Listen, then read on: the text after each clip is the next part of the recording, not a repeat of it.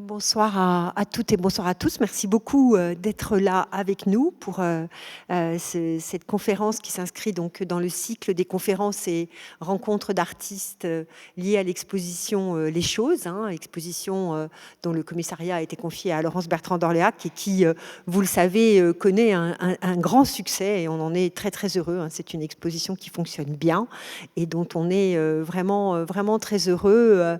Elle fonctionne bien aussi dans son rapport à sa thématique, mais aussi dans la manière dont elle l'explore, en liant à la fois l'art ancien et l'art contemporain, et en essayant d'interroger la nature morte, pas forcément comme on l'a fait parfois sur le biais uniquement de son évolution stylistique ou de son iconographie, mais aussi dans ce qu'elle peut dire de notre rapport aux objets, puisque finalement, comme le dit Laurence Bertrand d'Orléac, parler des objets, c'est parler aussi de la trace qu'ils ont laissée, et donc cette trace qu'ils ont laissée, c'est aussi parler de nous-mêmes ou de ceux-là ou celles et ceux qui ont été là avant nous, puisque ces choses n'existent aussi que par le fait que nous les regardons et que nous les conservons et les reproduisons. Donc c'est vraiment un grand bonheur pour nous de savoir que cette exposition connaît un grand succès. Juste un petit mot par rapport à la programmation. Il y aura encore une conférence dans le cadre de ce cycle qui aura lieu le 9 janvier à 19h, si je ne dis pas de bêtises, 9 janvier 2023,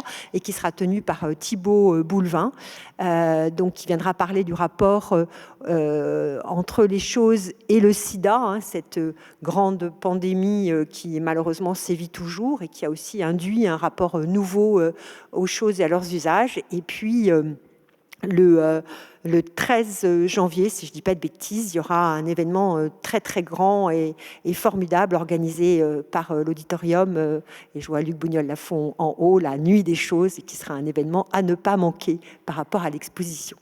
Ce soir, on a la grande joie d'accueillir Valérie Belin et Michel Poivert, qui nous ont fait la joie d'accepter notre invitation. Valérie est présente dans l'exposition avec une œuvre très forte et très intéressante que vous avez certainement vue.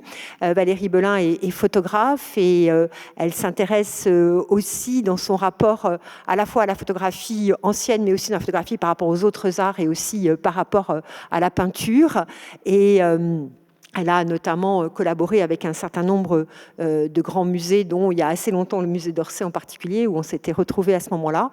Et elle prépare une exposition qui aura lieu en mars prochain à Tourcoing, de mars à septembre, et qui permettra aussi de faire un peu une sorte de rétrospective de son œuvre. Elle a accepté, et merci infiniment, chère Valérie, de dialoguer ce soir avec Michel Poivert, qui est déjà intervenu ici à plusieurs reprises, qui est professeur à Paris 1, qui est aussi le président et fondateur du Collège international de photographie, qu'il a lancé et qui arrive à maturation et bientôt à ouverture, et ça, on s'en réjouit beaucoup. Et Michel, vous le savez, a écrit plusieurs ouvrages, et le tout dernier, qui est paru en octobre, si je ne dis pas de bêtises, chez Textuel, c'est un beau titre, et c'est l'idée de la contre-culture dans la photographie contemporaine. Et donc, voilà, c'est une actualité qui permet là aussi de questionner la photographie finalement de manière un peu différente, d'en faire un pas de côté. C'est d'ailleurs des choses qui nous rejoignent en partie, Michel et moi, de regarder la photographie avec un pas de côté. Et c'est d'ailleurs ce que Valérie et Michel ont souhaité interroger ce soir, c'est-à-dire peut-être de se dire si est-ce que la photographie, qui est l'incarnation, dit-on, du réel dans sa reproduction la plus fidèle et la plus exacte, a bien ce rôle-là dans cette reproduction des choses, ou si elle introduit d'autres éléments. Donc on est très heureux de les écouter. Je les remercie très vivement d'être là et d'avoir accepté notre invitation. Et la conférence, vous le savez, est enregistrée et donc sera disponible assez vite dans le courant du mois de janvier, comme les autres conférences sur la plateforme Louvre Plus et la chaîne YouTube du Louvre. Voilà, écoutez, je me réjouis d'écouter Michel Poivert et Valérie Belin. Grand merci à tous les deux.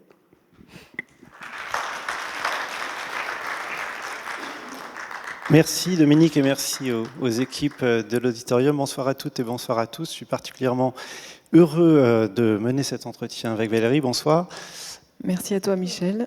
Valérie Belin, dont Dominique l'a rappelé, une œuvre très forte qu'on va retrouver bien sûr dans la projection, se trouve dans l'exposition Les Choses. Alors, ce qui prend son sens pour nous ce soir, c'est de traverser ton travail à partir de cette notion. On y reviendra tout à l'heure pour être en résonance avec l'exposition de Laurence Bertrand d'Orléac. Tu as décidé de nous montrer quelques œuvres égrenées chronologiquement, mais on ne s'interdira pas de faire des allées et venues si le cœur nous en dit.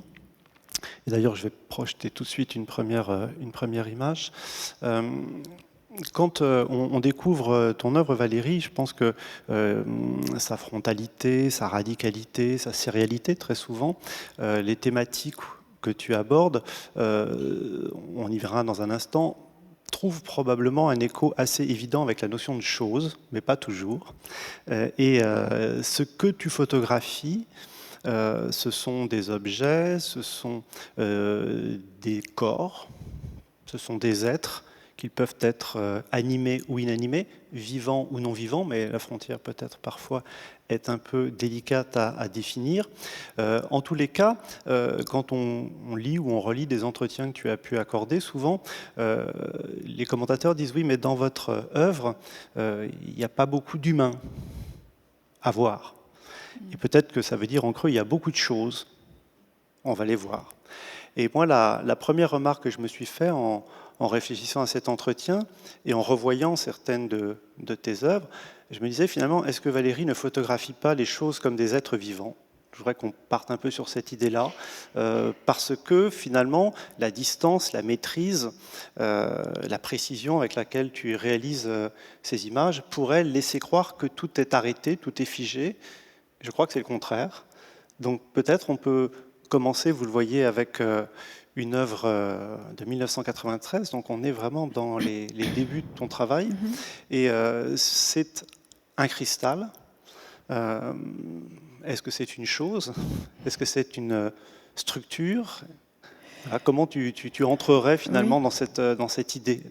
Oui, c'est vrai que c'est une donnée un peu essentielle dans mon travail, cette notion de considérer les choses comme des êtres, en fin de compte.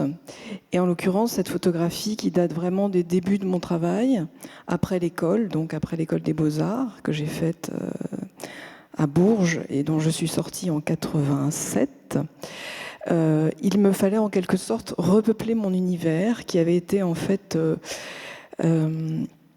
vidé par les dictates de mes professeurs, en quelque sorte, qui m'avaient principalement parlé de l'art minimal américain, de l'art conceptuel, et ces courants d'art, en fait, évacuant totalement toute idée de narration, toute idée de représentation, au profit d'une sorte de réductivisme de la forme et d'une forme de neutralité, de distanciation avec toute chose humaine en quelque sorte, et qui paradoxalement nous ramenait à nous-mêmes, nous ramenait à notre propre physicalité, à notre propre perception.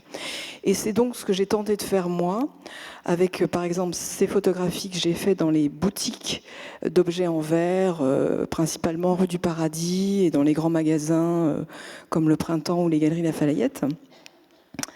Parce que pour moi, il s'agit non pas de photographies d'objets, mais déjà de portraits d'objets.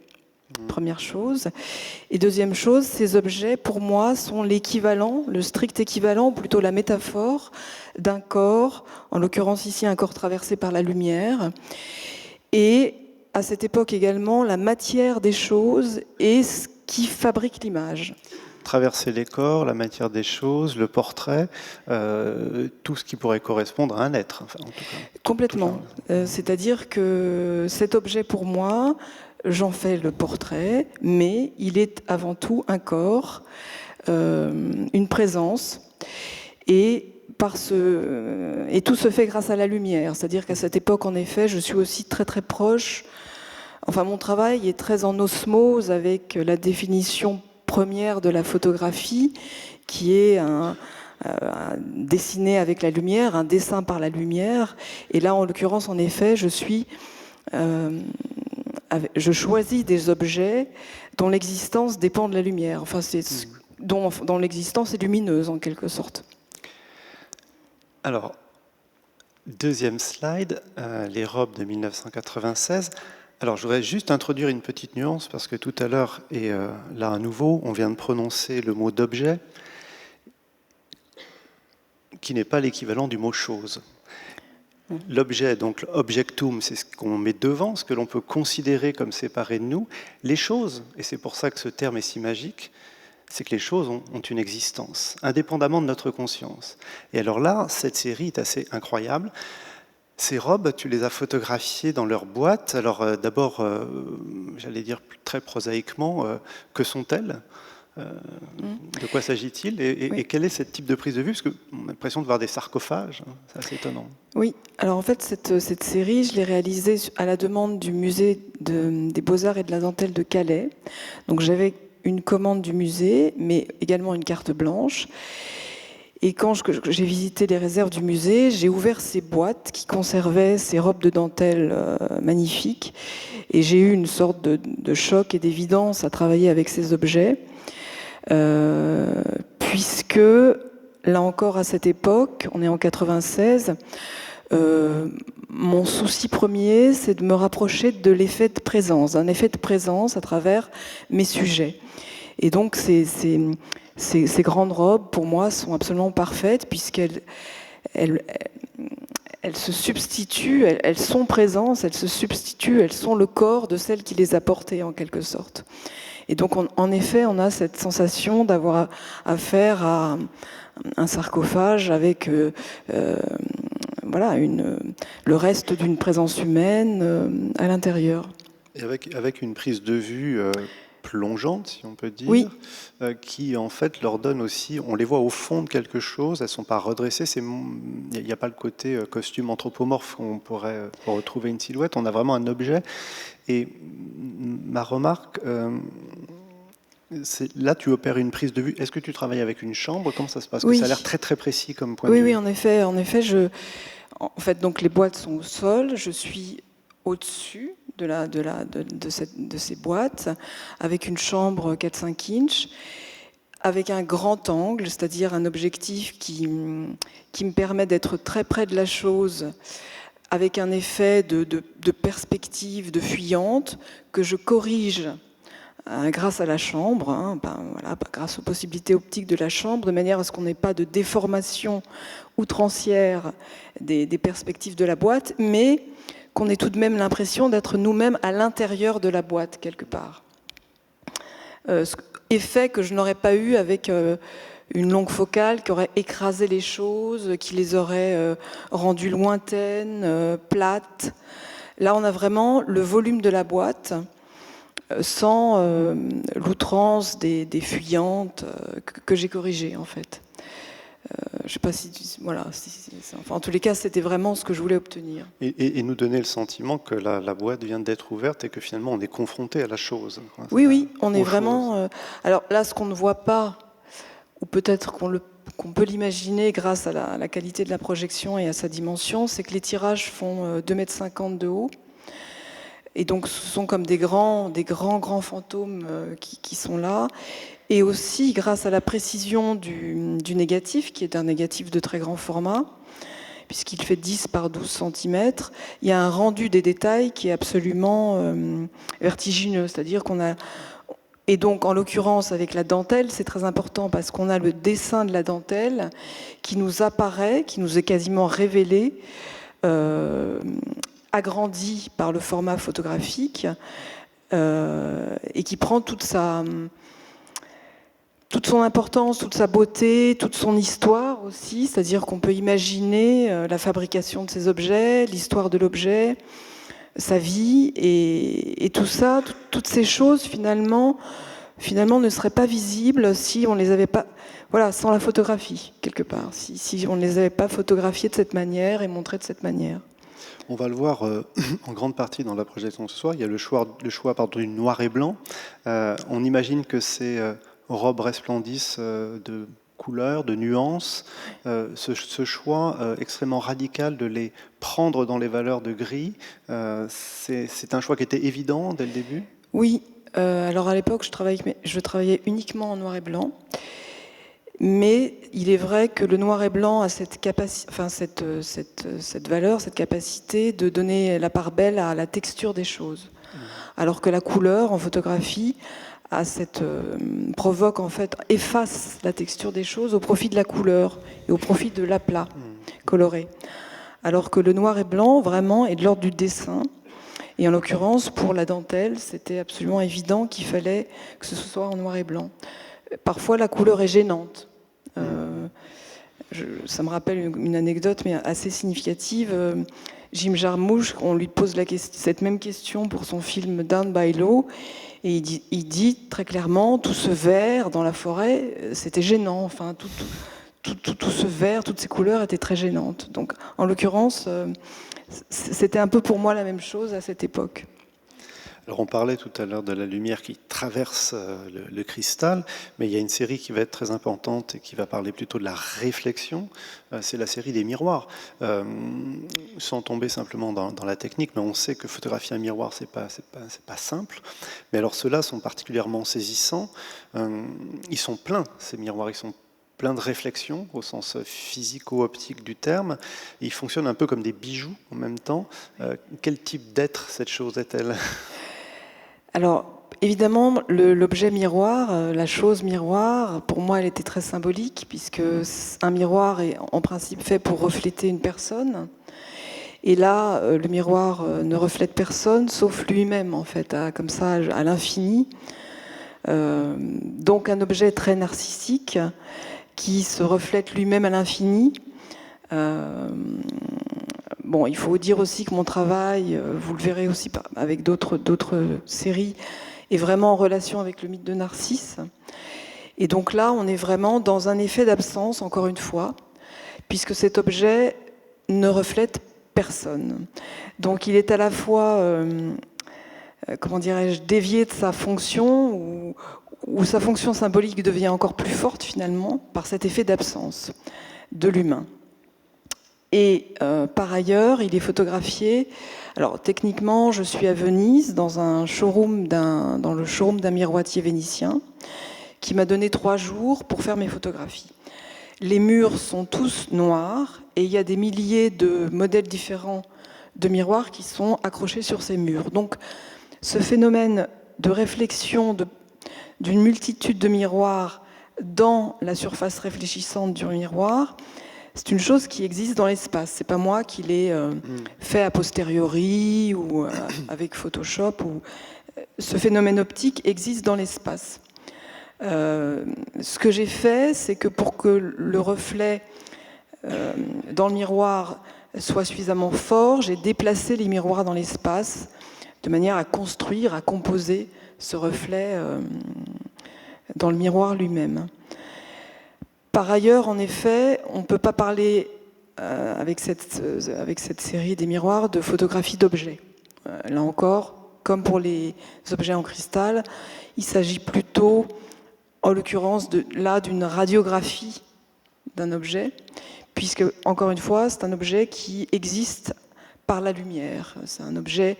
En fait, à l'époque, j'étais intéressée par tout ce qui brillait, finalement. Que ce soit des objets de type décoratif, comme ici, que ce soit des robes d'apparat, toutes ces choses étaient faites destinées à la vision, quoi, destinées à être vues d'une certaine manière. Alors on pourrait croire à la vue de ces premières œuvres que tout ce qui brille est précieux, ou tout le précieux devient un objet d'étude pour ton travail, mais très vite, dans la série suivante, on va avoir affaire à un autre type d'objet, puisque tu vas prendre pour cible, si je puis dire, des voitures accidentées. Je me rappelle, tu me racontais que c'était à la fois simple et compliqué de trouver les automobiles accidentées intéressantes pour toi. Là, tu n'es plus à Venise, tu es dans les, décharges automobiles, je ne sais pas comment dire. Oui, je suis dans les casses automobiles.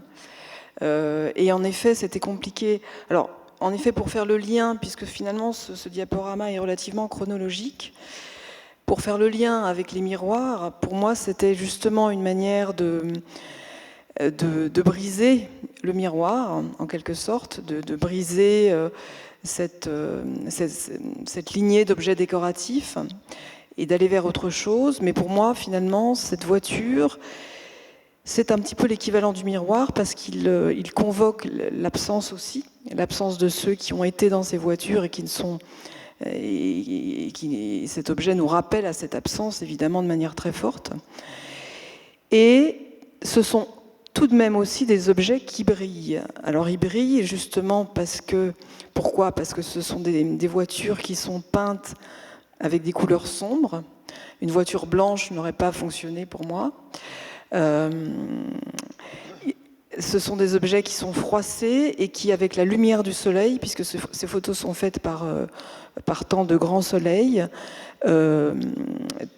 tous les froissements de la tôle, du pare-brise, etc., provoquent une sorte d'éclat, de côté étincelant, brillant, et là encore peut-être vivant du coup, puisqu'ils sont pleins d'énergie, ces objets. Alors on pourrait presque dire que je photographie une seconde fois le moment de l'impact, du choc, cette espèce d'énergie de l'accident en fait. Alors, par ailleurs, c'était aussi complexe en effet parce que au début, habitant à Paris, j'ai été dans les petites casses automobiles autour de Paris, à Montreuil, etc. Il y en a des petites comme ça, où il y en avait. Mais les chocs n'étaient pas assez importants sur les voitures. C'était des petits chocs, les priorités à droite qui auraient été loupées, des trucs comme ça. Bon. Donc je me suis dit, ça va pas. Et j'étais au sol. Je faisais des photographies du sol. Donc je faisais des photographies très documentaires, un peu comme des constats de police. Enfin, il y a quelque chose qui fonctionnait pas. Il n'y avait pas de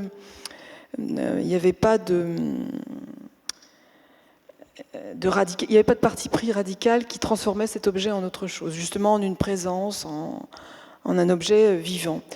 Et donc j'ai trouvé ces voitures beaucoup plus impactées, avec des chocs beaucoup plus forts, en allant dans des casses beaucoup plus grandes, et donc en dehors de Paris. Et j'ai beaucoup travaillé, notamment dans une énorme casse au nord de la France. Alors je prenais le train et je surveillais le ciel en me disant, pourvu que quand j'arrive, il fasse toujours beau, que le ciel ne se couvre pas. Et ensuite, dans les casses automobiles, je demandais aux manutentionnaires qui les empilaient, en tas, de me mettre une voiture seule face au soleil dans un endroit un peu dégagé. Oui, donc ça demandait une mise en œuvre pas anodine, quoi. Oui. Alors, à chaque fois, je me disais, là, ils vont jamais vouloir, ils vont me dire, vous êtes bien gentil, mais on a autre chose à faire. Et en fait, curieusement, pas du tout.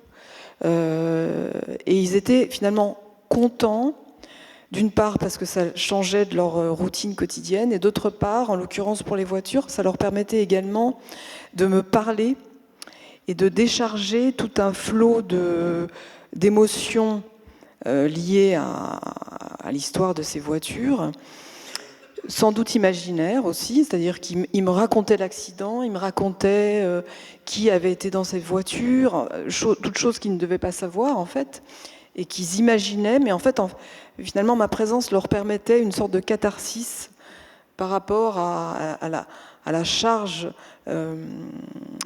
transportée à travers ces objets, en fait, et pour eux, qui devaient d'une manière ou d'une autre supporter. Alors c'est tout à fait passionnant parce que effectivement, les photographies que tu réalises, c'est pas simplement qu'elles témoignent du choc. Effectivement, elles régénèrent presque, comme tu disais, la puissance du choc, de l'énergie, de la vitesse, de la célérité. Et pourtant, il y a une immobilité. Mais cette immobilité, elle contient le choc. C'est assez étonnant. Et là encore, est-ce que le noir et blanc était évident pour capturer tout ça ? Oui, pour moi, le noir et blanc était évident. Bon, d'abord parce que le noir et blanc opère quand même un décalage par rapport au réalisme présupposé de la couleur en photographie. Hein. Bon, ça, c'est tout un débat aussi par rapport à cette notion de réalisme et de la couleur. Mais en tous les cas, le noir et blanc déplace quand même le sujet, opère une distanciation avec le sujet, en tous les cas dans mon travail. Parce que voilà, si vous imaginez cette couleur, enfin cette voiture, admettons, elle était probablement d'un vert foncé ou d'un vert bouteille ou d'un rouge ou d'un rouge métallisé, votre attention aurait été attirée par la couleur elle-même. Et la puissance évocatrice du froissement, des brillances, aurait été amoindrie par cette attraction de la couleur, de même que le sol aurait été d'une autre couleur, donc aurait séparé les plans.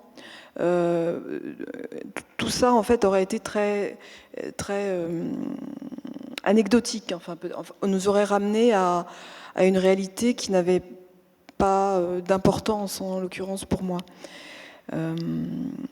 Et là encore, la lumière, en fait. La lumière qui provoque cette mise en mouvement de cet objet inerte qui, tout d'un coup, on a l'impression qu'il est en train de bouger, enfin, qu'il est... Alors à cette vie des objets qu'on observe depuis quelques instants, on pourrait donner raison à ceux qui appelleraient ou regretteraient de ne pas voir d'humain. Mais l'humain va arriver dès la série suivante avec des êtres très singuliers qui sont donc la série des bodybuilders. On avait tout à l'heure des reflets, des costumes, des carrosseries cabossées. Là, on a un corps qui resplendit, qui est cabossé à certains égards, on pourrait dire, en tout cas déformé, une frontalité du regard dans l'objectif, et en même temps, est-il vivant ? Est-ce qu'il est au moins aussi vivant que les choses que nous avons vues ? C'est assez saisissant. On a tous observé ici ou là des spectacles, des représentations, je ne sais pas comment dire, des bodybuilders, tout en étant toujours, je crois, fasciné par ce que peut devenir un corps humain. Quelle était la motivation d'aller au contact de ces corps-objets ? Oui. En fait, justement, parce que c'était des corps-objets. Donc, toujours à cette époque, j'avais en ligne de mire de me rapprocher de l'humain. Donc, comme vous l'avez vu, par des chemins détournés, hein, des objets évocateurs, et tout d'un coup, c'est très hasardeux aussi mon travail. C'est très, voilà, c'est une sorte d'errance, et tout d'un coup, il y a des choses qui m'attirent. Et là, je me souviens très précisément que j'étais dans la gare en train d'attendre un train, et je feuilletais les magazines dans mon kiosque à journaux, là, et je tombe sur un magazine de fitness, et je vois en couverture un bodybuilder. Donc, et je me dis, tiens, c'est pas mal ce truc-là. J'achète le magazine, et je me dis, oui, c'est vraiment bien. Et je commence à m'enquérir de trouver des bodybuilders. Alors, je passe une petite annonce dans ces mêmes magazines, et puis il y a des gens qui m'appellent, et je me dis, bon, ça va pas marcher, je comprends rien à ce qu'ils me racontent au téléphone, ça va pas. C'est pas comme ça qu'il faut s'y prendre. Et j'appelle un rédacteur en chef d'un de ces magazines qui me dit, mais non, venez sur des compétitions avec votre matériel et prenez les photos directement durant ces compétitions. Et donc, c'est ce que j'ai fait. Et au début de ces prises de vue, la tête me gênait, justement. Donc, je cadrais en coupant la tête. Et assez rapidement, je me dis non, je peux vraiment pas faire ça quand même. Et donc, j'intègre la tête à la prise de vue. Et ce que j'obtiens, ce sont ces images où, en effet, ces personnes m'ont intéressée, se sont imposées à moi parce qu'ils sont à la fois des êtres vivants auxquels je peux parler, avec qui j'établis une relation, je leur demande de poser comme ci, comme ça. Et en même temps, quand je les photographie, ils deviennent, aussi grâce au noir et blanc, des êtres métalliques, des corps cabossés, des corps transparents, parce qu'en fait, on voit à travers. Mais là, ils ne sont pas recouverts d'une feuille d'or ou autre. Ils sont simplement huilés. En fait, moi, je fais rien. en général, mes sujets, je les mets pas en scène. Et là, sur les compétitions, justement, ils sont d'abord au top de leur forme en tant que bodybuilder, donc ils sont très secs.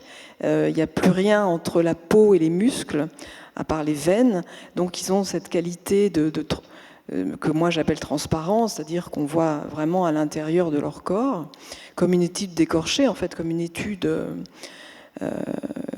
oui, c'est ça, comme une étude d'écorché.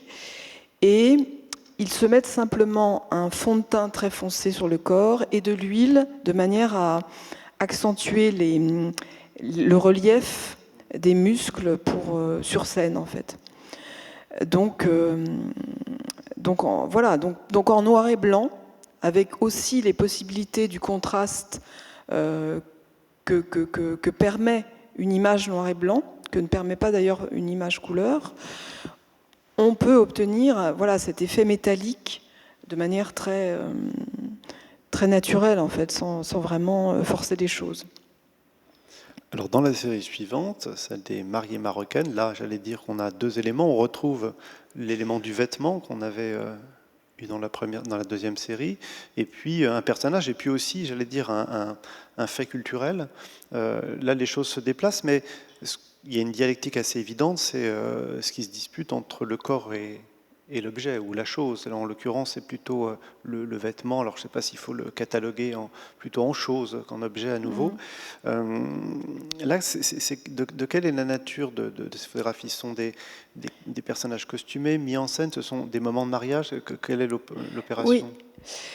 Oui, en fait, ce sont des photographies, là il n'y en a qu'une, mais c'est toujours des séries, mon travail, de mariées marocaines que je photographie durant les mariages, puisque vous le savez sans doute, ces femmes qui se marient sont en monstration, et elles changent 7 fois de robe durant la nuit, elles sont comme ça déplacées sur un plateau porté par des hommes, vraiment pour être regardées, un peu comme tous ces objets que j'ai photographiés auparavant. Elles sont choséifiées, elles sont objectivées, et ici l'important pour moi c'était d'introduire une présence féminine à travers le visage, mais le visage des femmes est en quelque sorte uniquement fait partie du décor, le décor étant la robe. Donc elles sont ramenées à un statut de décor, chose qui se retrouvera dans des séries postérieures. Et ce qui est peut-être aussi important pour moi dans cette série, c'est que ce sont des jeunes filles qui se transforment en femmes, puisque c'est le rituel du mariage. Ce qui me permet de dire aussi que finalement, les objets, les choses auparavant, sont également des choses qui sont dans un état de métamorphose. Enfin, tout ce que je photographie induit la métamorphose, en fait. Voilà.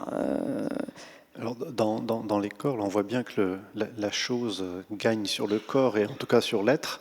Dans la série suivante qu'on va découvrir, là, on a vraiment le sentiment, peut-être même encore plus qu'avec les bodybuilders, que le corps, en l'occurrence, je dirais la tête, au sens académique du terme, une tête d'étude, une tête d'expression, photographiée toujours avec la même frontalité, la même précision, est totalement réifiée. Mais est-ce que c'est le cas? Est-ce que ce corps, est-ce que cette tête est une chose? Alors pour moi, il y a les deux dimensions. Quand je photographie donc des gens qui sont des gens vivants, j'ai cette double... Il y a ce double va-et-vient. Il y a un va-et-vient entre l'inerte et le vivant. En l'occurrence, ici, c'est tout à fait ce qui se passe, puisque à la prise de vue, il y a comme un phénomène que j'opère et qui retire la vie à mon modèle. Ici, c'est le protocole que j'impose à mon sujet, qui est quasiment un protocole de prise de vue anthropométrique, de face, le regard face caméra, regardant l'objectif. Donc on a une espèce de schématisation du sujet vivant qui lui enlève de la vie. Et en même temps, ce qui se passe dans cette photographie, c'est que grâce à cette peau cette peau noire, on a une espèce de vibration, là encore une fois, comme sur la tôle des voitures, comme sur le travail de la dentelle, une sorte de vibration de la vie, par tous les accidents de la peau, par ses brillances, qui nous transmet la vie, enfin qui fait que la vie persiste dans l'image. Et donc on a cette espèce de paradoxe qui est d'ailleurs toujours dans tout mon travail qu'on retrouve, ce paradoxe entre la vie et la mort, entre oui, enfin voilà, pour le dire, cette binarité qui est toujours à l'œuvre en fait. Et là, le fait de travailler le buste presque en le rétrécissant exactement comme si c'était un socle de tête en sculpture, l'analogie avec la tête sculptée par la lumière est évidente. Alors une tête de femme noire qui renvoie aussi au modèle qui a pu être le modèle de l'art nègre au début du XXe siècle. Enfin, il y a tout un jeu aussi avec l'histoire de l'art là qui se met en place. Oui, bien sûr. En fait, durant cette année-là, je fais 3 séries. On est en 2000. Je fais la série que j'ai appelée la série des femmes noires, dont cette image est issue. J'ai aussi photographié des transsexuels et des jeunes filles qui sont ce qu'on appelle des new face dans les agences de mannequins. 3 séries qui, pour moi, interrogent l'identité de manière différente. Donc les transsexuels, en effet, avec cette évidence de l'identité sexuelle. Les jeunes filles d'agence, c'est plus difficile, c'est plus compliqué parce que ce sont des jeunes filles qui se transforment en mannequins, donc en comment dirais-je, en corps marchandisé en quelque sorte. Et ici, en effet, il y a aussi ce questionnement sur l'identité, puisqu'on regarde ces jeunes filles comme des sculptures. Or, ce sont des jeunes filles avec une épaisseur psychologique, une existence propre, des prénoms, des petits frères, des petites sœurs. Enfin voilà, je les cherche dans le métro parisien pendant de longues heures. C'est du casting sauvage. Je me poste à des endroits stratégiques et j'observe les jeunes gens qui déambulent, voilà, notamment à Châtelet-Les Halles. À l'époque, c'était vraiment voilà, en bas des escalators qui mènent au métro. Et quand je vois une jeune fille qui correspond à ce que je recherche, il faut vous dire qu'en fait, toutes ces jeunes filles sont quasiment toutes sénégalaises, parce qu'elles ont une beauté particulière. D'abord, une peau très foncée, des visages très plats, très peu en relief, des yeux très blancs et très en amande. Enfin voilà, elles ont des caractéristiques plastiques qui font que l'image se fait, enfin, est réussie, et enfin voilà, de mon point de vue. Enfin. Et je leur mets un t-shirt que j'achète moi, qui est un t-shirt qui a cette encolure, qui est blanc et qui se confond avec le fond blanc que j'éclaire et qui devient en effet comme un buste. Et on regarde donc ces femmes effectivement comme des objets d'art. Et ça nous ramène à tout... comment dirais-je? Oui, il y a des niveaux de sens divers. Alors, on va avancer parce que dans la série suivante,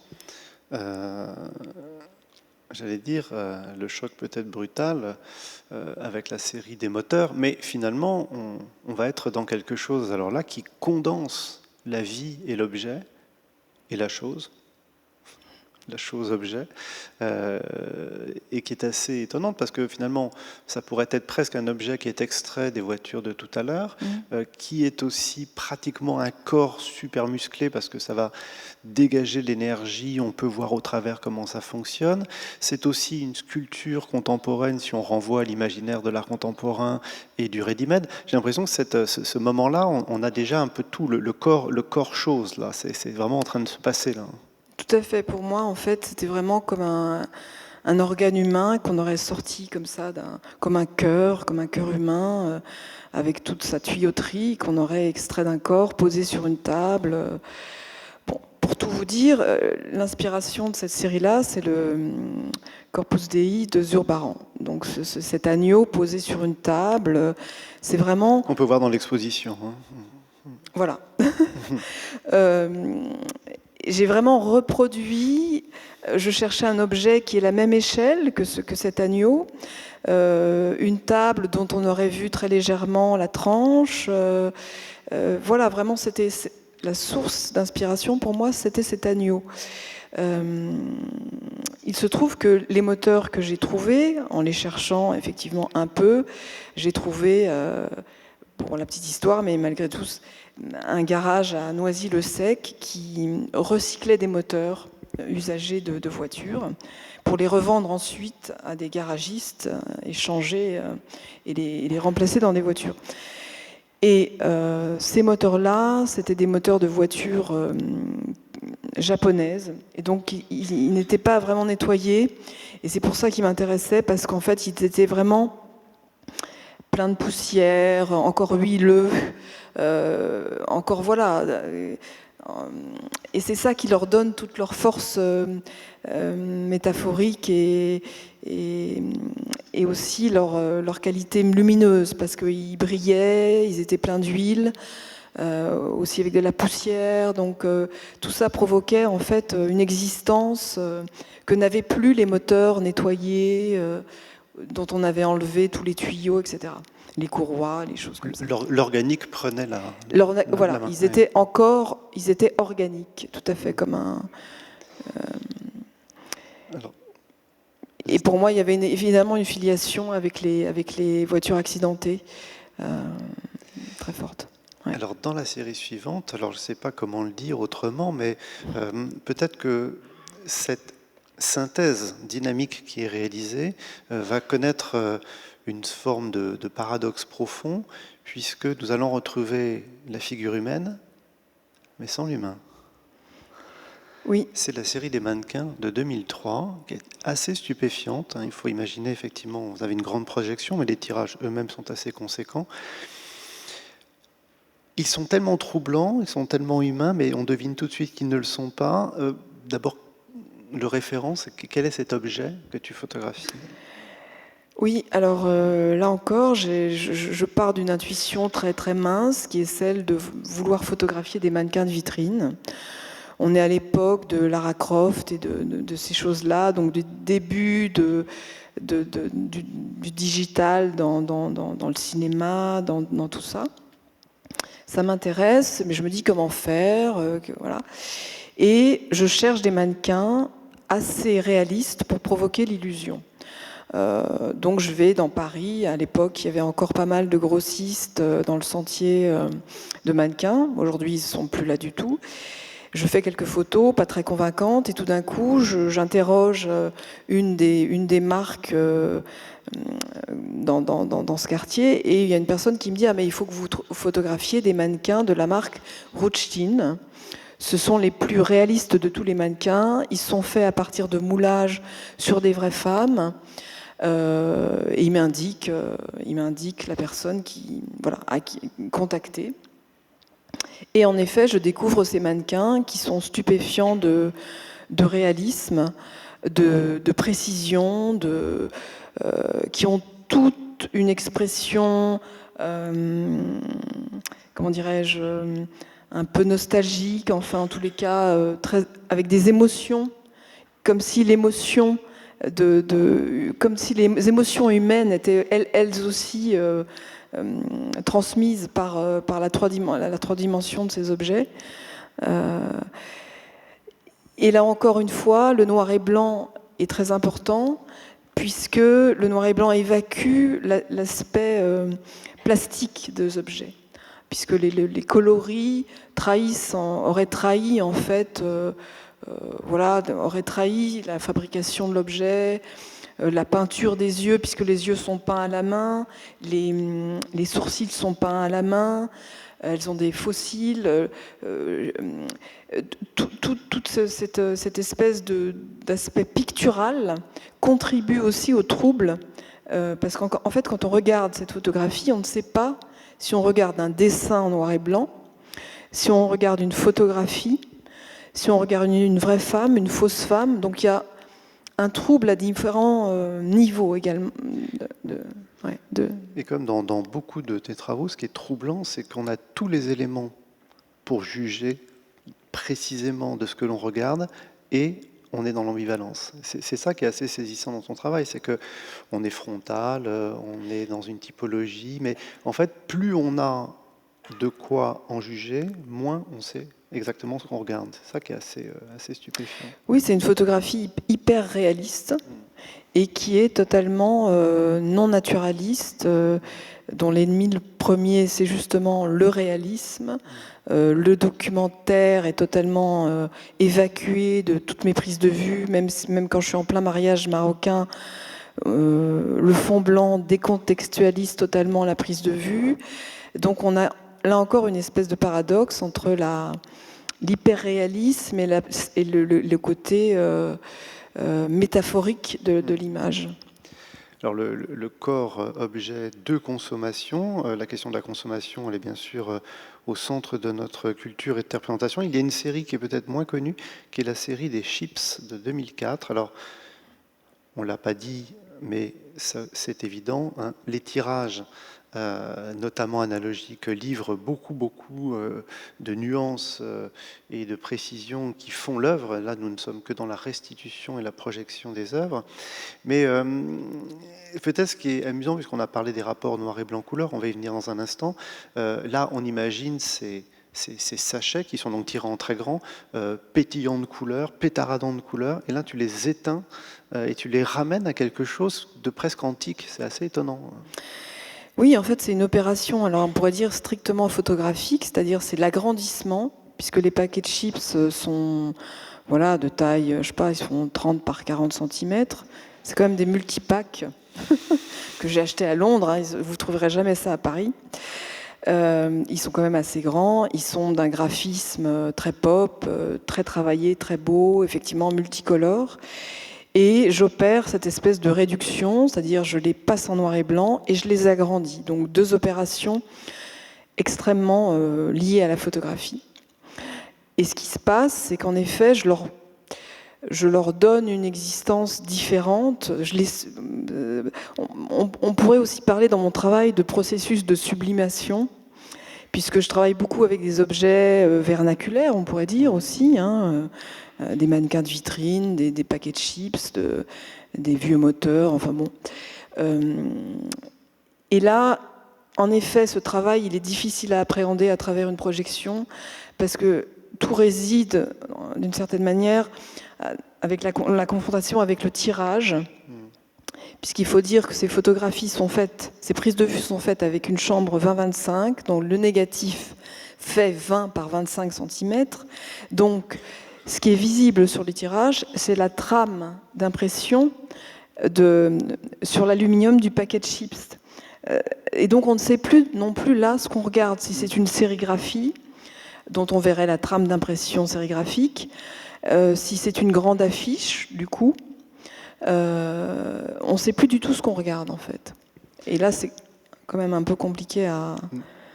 Ne pas savoir exactement ce qu'on regarde, c'est au cœur de la série suivante, où la couleur apparaît, hein, avec la série des modèles. On ne sait vraiment pas ce qu'on regarde, parce que là, comme on a été une fois piégé avec la série des mannequins, croyant voir du vivant, nous ne voyons que les mannequins.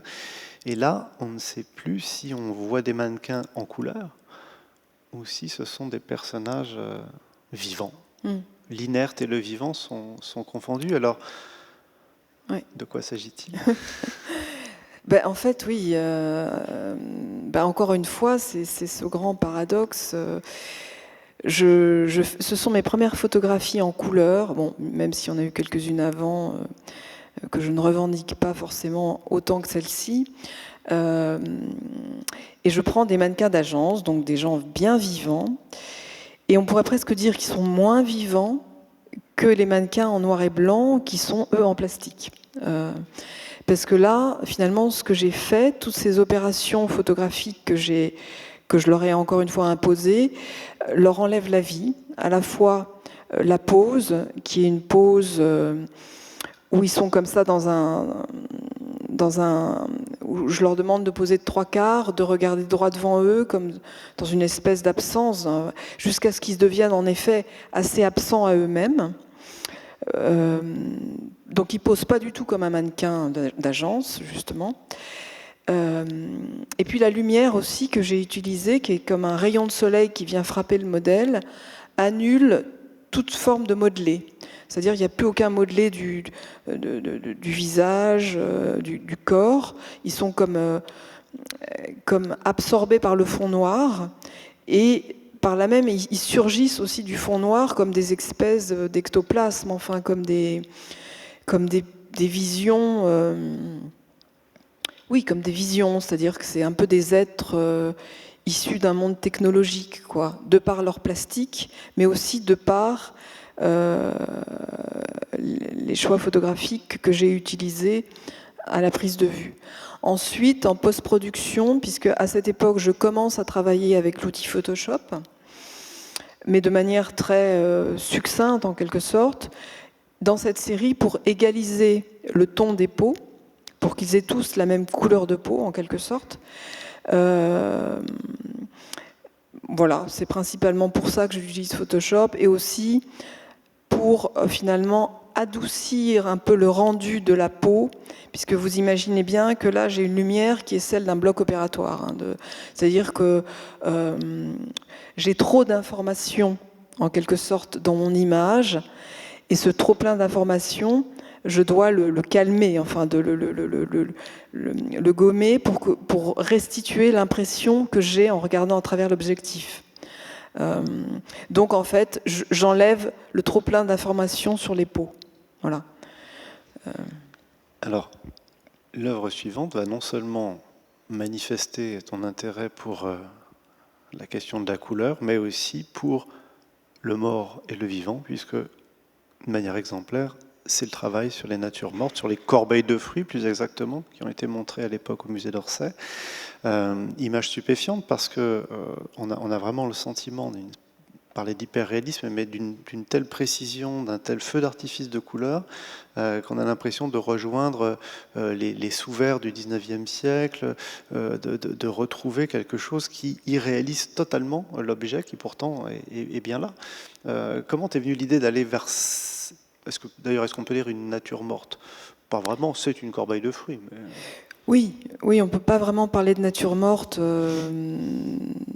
en tous les cas jusqu'à cette période-là dans mon travail. C'est plutôt, encore une fois, une sorte de portrait de cet objet un peu incongru, qui est une corbeille de fruits que je ne fabrique pas moi-même, mais que je commande sur Internet via un service basé à Rungis et qui délivre tous les matins des corbeilles de fruits commandées la veille, et chacune de ces corbeilles a un nom, enfin voilà, il y a des catégories de corbeilles que l'on peut commander. Et en fait, c'est vrai que ça introduit un rapport avec l'objet, parce que ce sont vraiment, enfin, ce sont encore une fois des vrais fruits, mais destinés à la décoration, puisque ça sert à décorer, je sais pas moi, des congrès.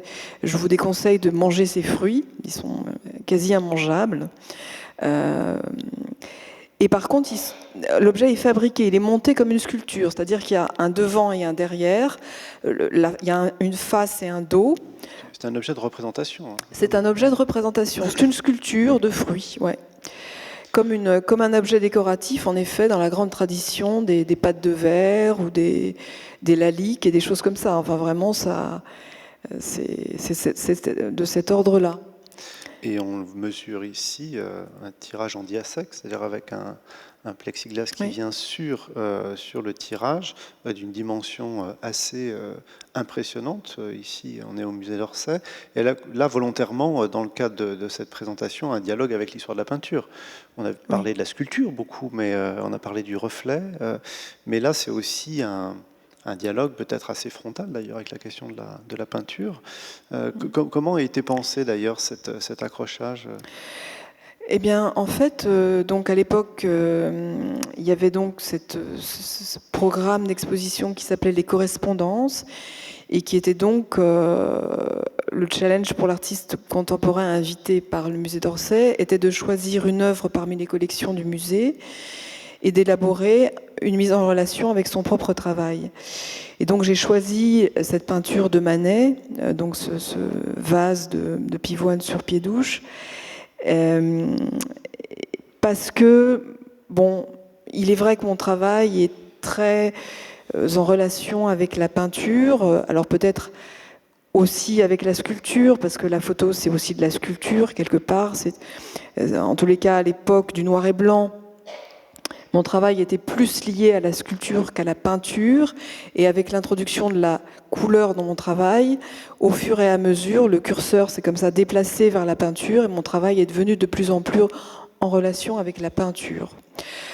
Et là, on est un peu à un point de jonction où la couleur de ces corbeilles de fruits, pour moi, marque un petit peu le début de cet aspect pictural dans mon travail.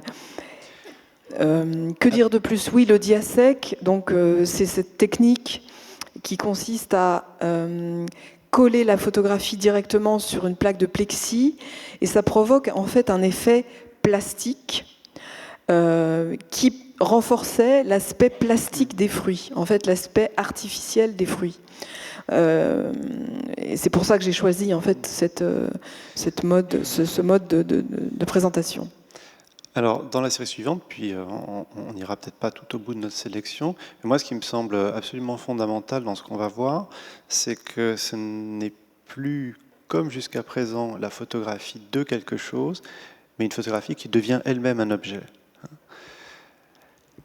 Les Black Eyed Suzanne sont les premiers moments dans ton travail où tu vas superposer, j'allais dire dans une grande tradition du photomontage, tu vas superposer deux images, mais du coup, c'est la photographie qui devient elle-même un objet. J'ai l'impression que le dialogue s'établit entre le fond, la surface, la forme, oui, la figure. Tu as ressenti le besoin là de compresser, d'expanser. Je ne sais pas comment tu mettrais des mots sur cette expérience. Oui, en fait, comment dire, là encore, alors c'est vrai que le numérique et l'outil numérique là a toute son importance parce que ce type de travail n'est pas possible à faire avec deux négatifs mis l'un sur l'autre et un agrandisseur. Il est rendu possible par la précision de l'outil numérique et oui, voilà, principalement la précision de l'outil numérique. Et mon travail, à partir de là, va se complexifier, va devenir de plus en plus sophistiqué, et je vais avoir envie en effet, d'utiliser ces nouveaux outils. Pourquoi? Parce que, en fait, je pense que dès le début, mon travail est un travail à côté, enfin, ou en tous les cas qui pervertit la donne. Même la photographie noir et blanc, je la pervertis parce que dès le départ, on me dit mais qu'est-ce que c'est que c'est pas des photos d'objets, c'est quoi, comment t'as fait, bon, voilà. Donc finalement, le numérique va me permettre d'aller dans le sens qui est le sens premier de mon travail, qui est cette espèce comment dire, de déplacer, de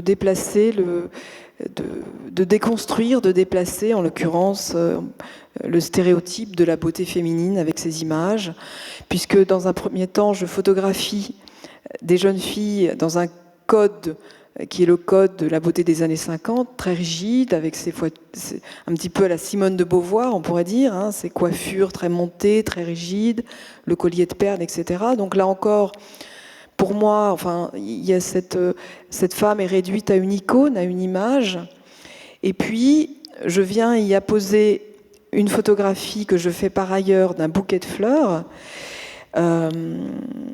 Et tout d'un coup, il y a à la fois l'organicité des fleurs qui va redonner vie, ou alors qui va se poser en strict équivalent de la vie de ces jeunes femmes, qui va leur redonner aussi vie, d'une certaine manière. Et il y a cette fusion, qui est vraiment une fusion entre ces jeunes filles qui éclosent à la vie et ces fleurs qui éclosent, en fait. C'est vraiment de l'ordre de la fusion ici. Alors pour terminer, je voudrais qu'on termine sur l'œuvre qui est exposée dans l'exposition Nature morte et les choses, pour vous donner envie d'y retourner ou d'aller la voir, cette pièce, parce qu'elle est très particulière. C'est une still life, donc là, en traduction française, même si ce n'est pas une bonne traduction, la nature morte de 2014. On y retrouve beaucoup d'éléments. Hein. C'est marrant parce qu'on a les têtes, on a les éléments de décor, on a la couleur, on a les tuyaux, on a les instruments, les objets de consommation courante, on a le chaos, on a le mot solde qui redevient... on a l'impression que ton univers à la fois est concentré et implosé. Oui. Alors c'est vrai que là, en tous les cas, par rapport aux autres objets que j'ai pu photographier, on est beaucoup plus proche d'une tradition picturale qui est celle, en effet, de la nature morte peinte. Il est vrai qu'on retrouve les typologies que j'ai pu photographier isolées, comme la mannequin, comme les fleurs, comme les verres, les cristaux. Sauf que ici, en fait, tout est faux. Tout est en plastique, tout a perdu toute valeur d'usage. Au contraire, des objets que l'on peut observer dans les natures mortes peintes, que vous pouvez aussi voir dans l'exposition, toutes ces natures mortes du XVIIe qui sont avec des vraies choses, qui ont une vraie valeur, de la vraie viande, des vraies fleurs, des vrais crânes. Et pour moi, c'est très signifiant, c'est-à-dire que quelque part, pour moi, là encore, on est dans un paradoxe, puisque on est dans un désordre du monde qui est celui de la consommation de masse. Et pour moi, ces photographies, ces images, c'est un petit peu comme si c'était un cerveau en désordre, voilà, où il y avait un trop-plein d'objets, un trop-plein de toutes choses qui faisait que le chaos pouvait s'installer.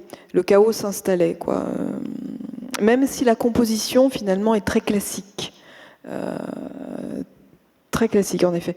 Et il y a aussi un phénomène de jubilation qui est lié, pour moi, à la nature morte, de jubilation de la représentation, puisqu'on pourrait dire, d'une certaine manière, que la nature morte... dans les genres dans la hiérarchie des genres est un petit peu un genre, un sous-genre, puisqu'il n'y a pas de sujet, au contraire de la peinture d'histoire ou même du portrait. Il n'y a pas de sujet dans la nature morte, on pourrait dire. Et le sujet, c'est la peinture elle-même, enfin, c'est la représentation elle-même. Et en effet, pour moi, c'était très vrai dans ce travail, puisque j'ai vraiment utilisé toutes les ressources de l'outil, enfin de la photographie elle-même en effet, mais aussi de l'outil numérique, puisque j'ai incrusté des dégradés colorés, j'ai incrusté des couleurs qui n'étaient pas celles de la prise de vue, j'ai solarisé partiellement l'image. Voilà, c'était vraiment une sorte de paroxysme de la représentation pour moi. Et c'est cette œuvre qui nous avait inspiré le titre de cet entretien, Les choses entre elles. C'est-à-dire qu'à un moment donné, les choses se mettent à vivre leur propre vie. Merci beaucoup, Valérie Belin. Merci, Michel, et merci à vous.